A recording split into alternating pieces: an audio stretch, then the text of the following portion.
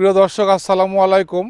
Natore fish farming research centre fishing aerator পক্ষ থেকে আমি খন্দকার জুয়েল ইমাম আপনাদেরকে জানাই শুভেচ্ছা, অভিনন্দন।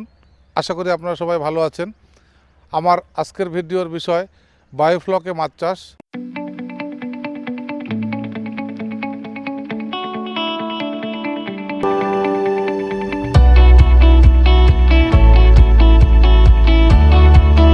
বায়োফ্লক আমাদের বাংলাদেশের একটি গুরুত্বপূর্ণ সম্ভাবনাময় প্রজেক্ট, কারণ আমাদের বাংলাদেশের সকল চাষিদের হাতে পুকুর নেই।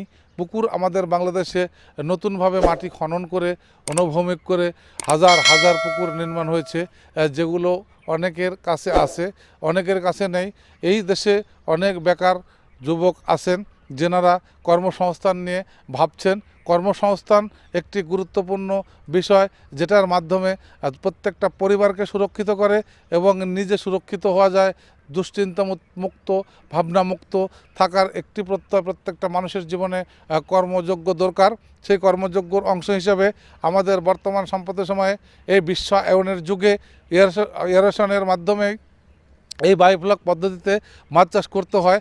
আসলে আমরা যে বায়োফ্লকগুলো করেছি বিগত সময়ে এবং বাংলাদেশে অনেক বেকারত্ব দূরীকরণের জন্য করেছেন, কিন্তু আসলে তাদেরকে যে ট্রেনিংগুলো করা দরকার সেই ট্রেনিংগুলোর মূল প্রতিপাদ্য বিষয় সংক্ষিপ্ত।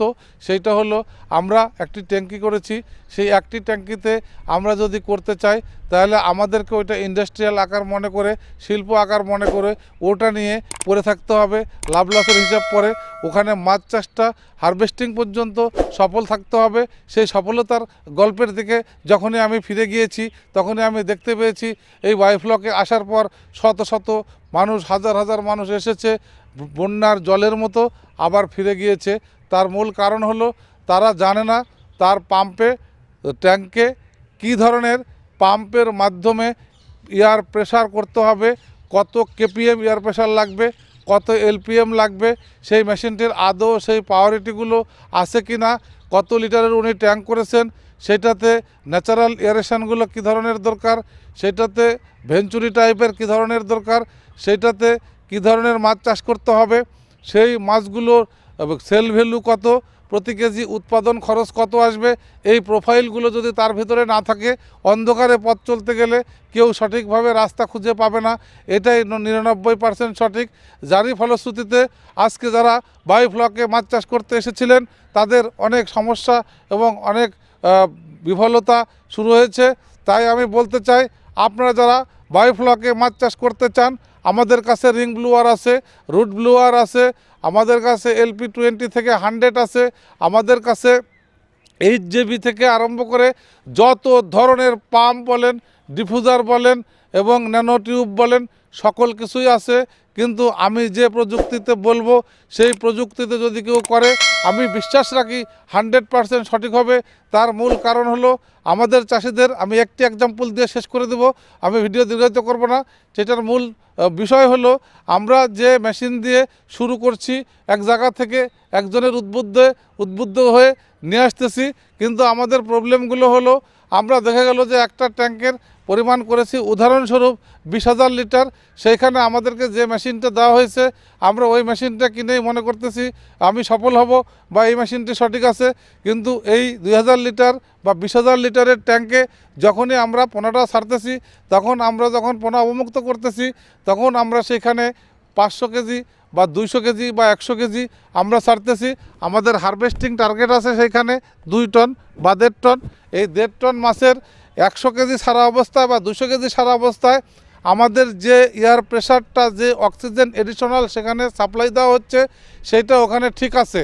বাট সেই মাছটা যখন 300 কেজি হচ্ছে তখন সেটা ঠিক নাই, বা ঠিক আছে 400 কেজি হচ্ছে ঠিক আছে, 500 কেজিতে যাওয়ার পরে দেখা যাচ্ছে যে ওই প্রেশারটা, ওই মাছের যে পরিমাণ অক্সিজেন, প্রকৃতিও ট্যাঙ্কে অক্সিজেন দিচ্ছে, কিন্তু প্রকৃতির অক্সিজেনটা অতটুকু জায়গাতে সাফিসিয়েন্ট হচ্ছে না। কারণ আমি যেটা বলে থাকি, সেই সাফিসিয়েন্ট না হলে সেইখানে পরবর্তী সময়গুলোতে বাতাসের প্রেশার, এয়ারেশনের প্রেশার আরও বাড়াতে হবে। সেইটা আমরা বুঝতে কষ্ট পাই। আর যিনারা এই মেশিনগুলো বিক্রি করে থাকেন তারাও সেই বিষয়ে তাদেরকে সঠিকভাবে মূল্যায়ন করে বোঝানো হয় না, যার কারণে তারা এই মেশিনগুলো কেনার পরে প্রজেক্টটি চালু করার পরে মুকুলেই ঝরে যায়।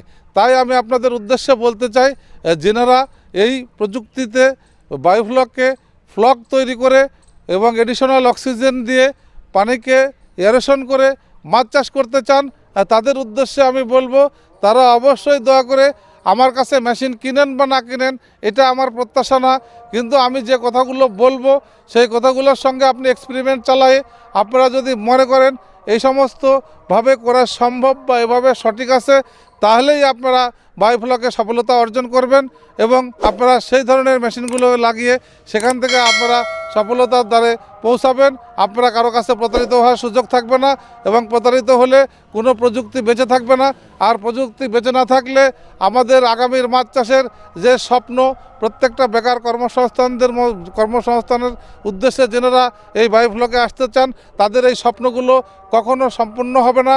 আর তারা যখন ব্যাহত হবে তখন আলটিমেটলি তাদের এই ব্যর্থতার কারণে তাদের অর্থনৈতিক ক্ষতি, মানে এদেশের অর্থনীতির জাতীয় পর্যায়ে ক্ষতি, বেকারত্ব বেড়ে যায়। যার কারণে আমাদেরকে অবশ্যই কোনো কিছু করার আগে সঠিক চিন্তা চেতনা এবং প্রোফাইল প্রযুক্তি, কতটুকু মাছ চাষ হবে, কতটুকু প্রেশার লাগবে, কতটুকু কি হবে, কি প্রবলেম হতে পারে, কি সফল হতে পারি, এই বিষয়গুলো আগে ভাবনা করে নিয়ে প্রজেক্টটি চালু করতে হবে। আগামীর ভিডিওতে আবারও আমি বিস্তারিত বলবো। এই প্রত্যাশা রেখে সবার সুস্থতা কামনা করে শেষ করছি। ভালো থাকবেন সবাই। আসসালামু আলাইকুম।